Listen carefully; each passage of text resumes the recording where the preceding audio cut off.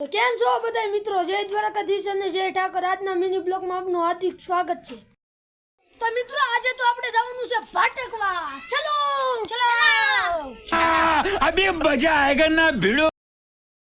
આપણે ભાટકતા આવી જશે રામજી મંદિરે. આ છે અમારા ગામનું રામજી મંદિર. તો અમે આવી જશે બાપા સીતારામના ઓટે.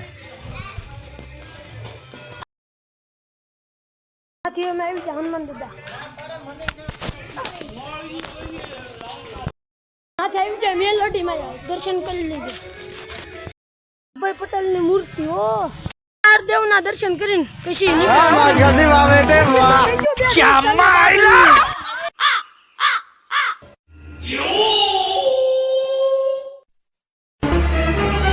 Oh no!